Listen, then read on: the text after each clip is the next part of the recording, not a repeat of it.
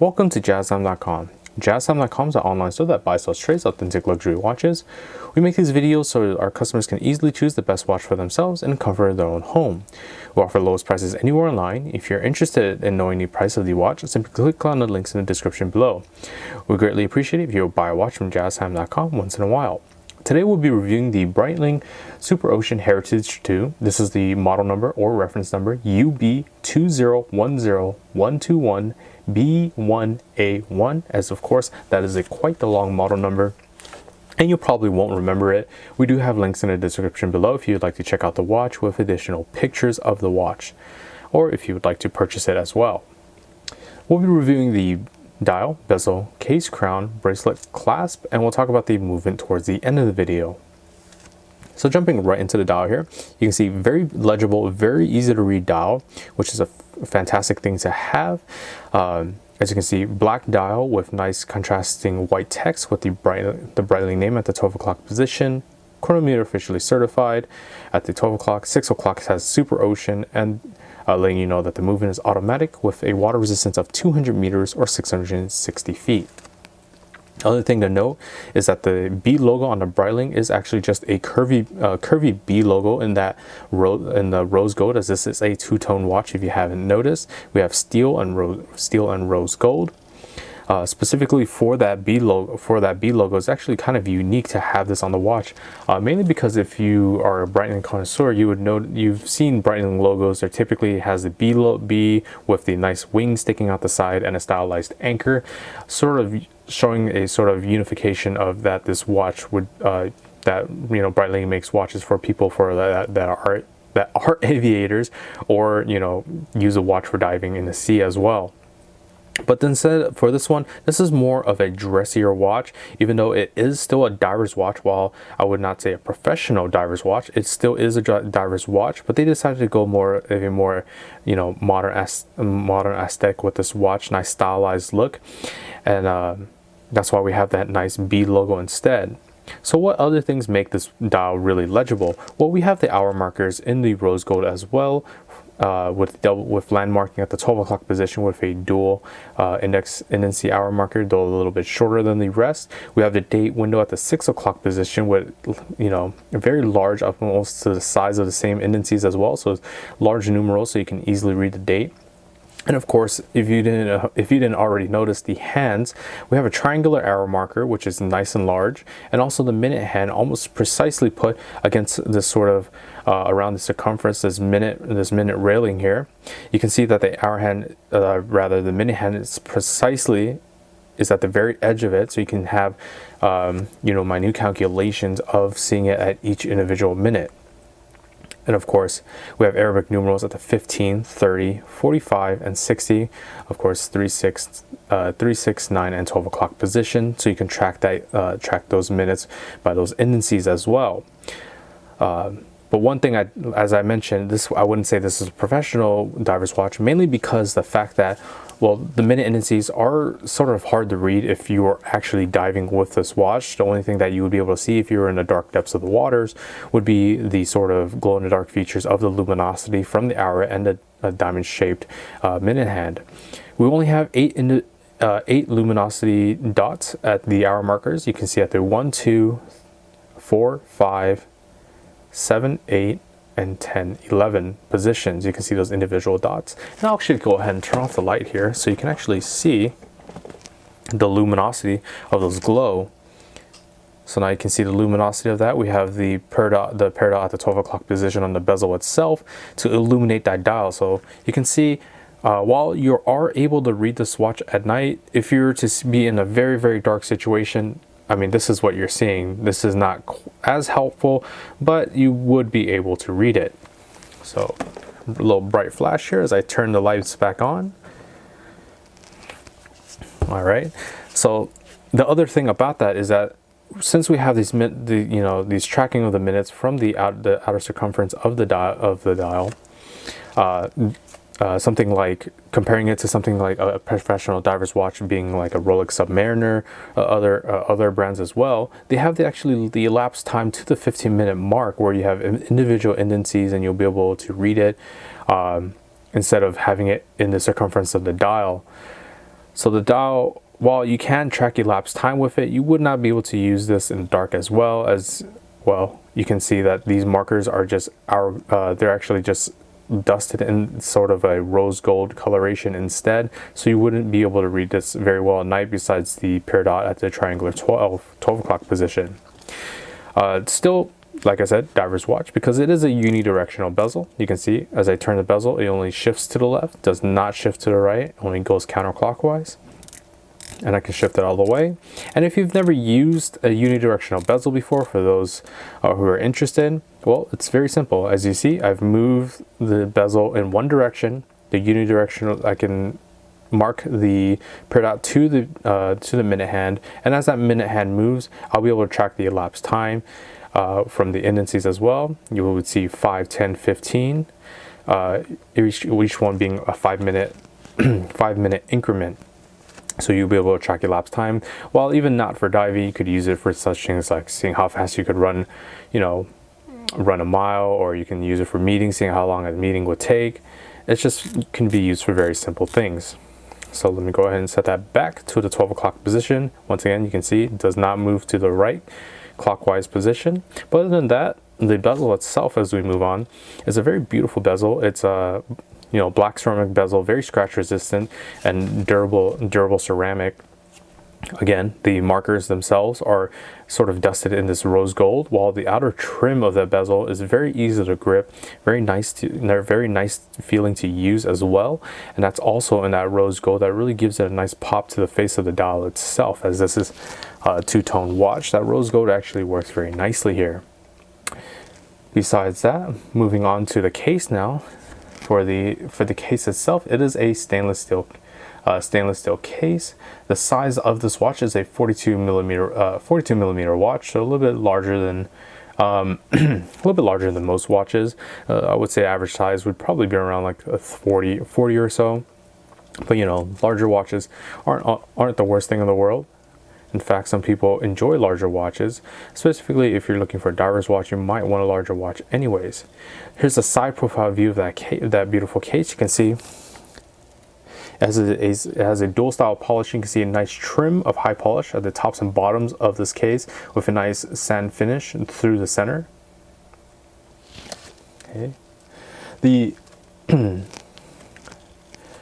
The lug width between the two is at 22 millimeters, and from top to bottom you're looking at a 51.5 millimeters. Once again, I want to show you the thickness of the watch. This is 14.3 millimeters thick, so it will sit a little bit high off the wrist. And then from the other side as well, I want to show you again, nice sand finish down the center, nice trimming of that high polish on the edges, and then of course the Breitling B logo on the crown itself. So moving on to the crown functions, very simple. Just unwind the crown counterclockwise as shown.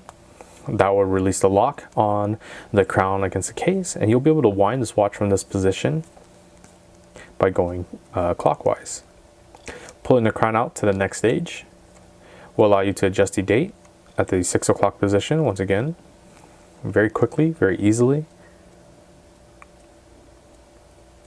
And then pulling the crown out to the next position will allow you to, of course, set the time. With the hour and minute hands, of course, the seconds hand will be stopped. So the hacking movement is stopped once that crown is fully out, and you'll be able to adjust the time however you like. So I'm just going to put it back where the text isn't quite blocked, and pushing the crown back in will start that hacking movement once more, as you see. And to screw the crown back in, just apply a little bit of pressure and just go ahead and turn that crown. Once the crown is nice and tight, once again from the text as shown, 220 meters or 660 feet is the water resistance of this watch when that crown is nice and tight, so water cannot get into the watch itself. Moving on now, we have this beautiful mesh style bracelet. You can see wonderful patterning. Makes this watch more of a dressier watch in general, I would say. So that's the mesh from the 6 o'clock position. And then coming on to the clasp, you can see beautiful clasp matching in proportions to the mesh bracelet itself, and letting you know that's the midway point. Beautiful Breitling B logo as well. Just wanted to move on so you can see that full patterning of that mesh bracelet, a little very similar patterning. Of course, we have a tapering from the lugs. so it has a nice uniform look when it's on your wrist, fully out. And moving on to the clasp. So this clasp is just a folding clasp with a little safety on top of it. So that's the safety coming off. And pulling the next part off is the folding. And then we have this sort of thin clasping with the Breitling name embossed onto one side of the high polish. Okay, so once again, I'm going to go ahead and close that up. And as simple as that, nice and secure on your wrist, won't be falling off anytime soon. All right, so let me go ahead and show you the movement now. Okay, so the movement, of course, is housed in the case backing. You can see the chronometer of certification. This is a Superocean edition, Breitling B logo, and that's the model number of the first part of the model number, the UB20101, just embossed onto this very beautifully high polished case backing. Specifically, the movement is actually sort of a unison, but sort of a collaboration between Tudor and Breitling. While Breitling calls it their own style movement, their Breitling B20 manufactured movement, it's actually sort of a workmanship between both Tudor and Breitling, where it's a modified Breitling in-house movement, the B01, but it uses the Tudor chronographs. I believe it's the MT5813. And I believe they also use the Tudor movement, the MT5612. So it's sort of a unison between those two movements. Where whatever that means to you, I'm not too sure, but that's just a nice little bit of knowledge about the movement itself. So you know you have this very reliable movement from two different companies. Specifically, the most important part about the movement that you would use as a consumer is knowing the actual power reserve of the watch, which is the power reserve is, I believe, 70-hour power reserve, meaning when you wind a watch, as I showed you with the crown, you know, when you decide to put the watch down, put the watch down, maybe it's something on like a Friday evening, you can pick back up on a Monday morning, and the watch will still, you know, will still be keeping time. Of course, this is an automatic watch, meaning that it's powered by the movements of your wrist. So as long as you're wearing it, it'll continue to work. But that's just, you know, you decide to put the watch down for maybe, you know, placing a different watch on your wrist, then you do have that power reserve. So you don't have to rewind the watch. Not that it takes that long. It will only take you less than a minute to get the watch wound once more. Or you could just be like any sane person and just get a watch winder and just put the watch there, and your watch will stay wound forever. But anyways, like I said, so that's the movement is the movement is a Breitling movement, but it does have some Tudor functions to it. The movement itself, once again, is automatic, has 28 joules in it. A silicone hairspring, meaning that this watch, the movement itself is has some resistance against magnetism, meaning that if you're, you know, if the watch does become sort of magnetic, that it wouldn't cause it to run quickly, which is the typical case when a watch has that issue.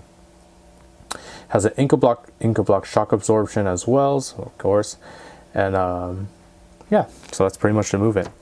For the bracelet, two things I forgot to mention. The bracelet itself, while this is a mesh bracelet, there is a version that comes on a rubber bracelet if you're more interested in that, if you actually do plan on using for diving. Another thing I forgot to mention is the dial itself is covered by a sapphire crystal, as you can see. Against the lights of my light box, you can see them sort of bluish, and that's because of the coloration of the sapphire. It has a anti-reflective coating on both sides, both the front and the inside has an anti-reflective coating. But of course, forcing it into the light as I am, you can see it's not as you know, the reflection is not as bright, but you can see that blue hue when that light does hit that sapphire crystal. So now let me actually show you this watch on my wrist. So go ahead and open this up. So look for that safety, pop that open. Pop the folding. Okay, and there we are. So I have an average man sized wrist, about 7.25 inch wrist. You can see there's still a lot of room there for me, so it can be adjusted. But you can see, very beautiful watch.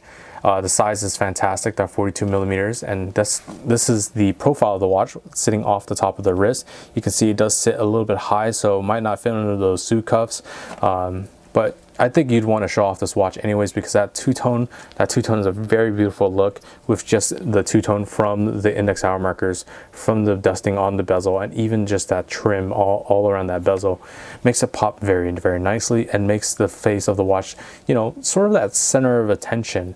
As you can see, the rest of it is in that stainless steel. It doesn't quite pop as much, while the mesh bracelet is very beautiful.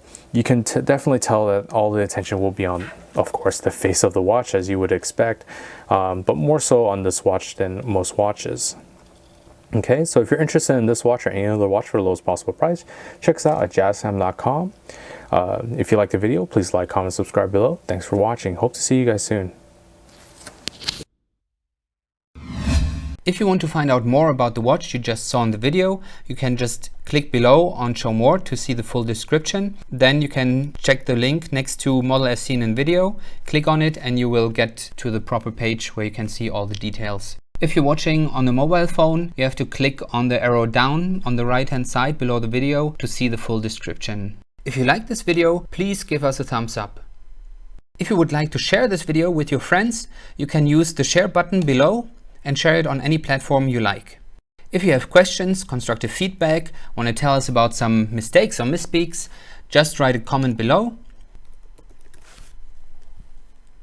If you want to see more videos like this, you should subscribe to our channel and visit our channel page where you can find all the videos. And if you're interested in a specific watch brand, you can check out our playlists. If you want to check the price for a watch or want to buy one, remember at jazztime.com you always get a steep discount, so you should check the prices with us. If you want to know the price for a specific watch, just go to Google, type in JazzTime, plus the brand, model, and the details you're interested in, and Google will find the right page for you.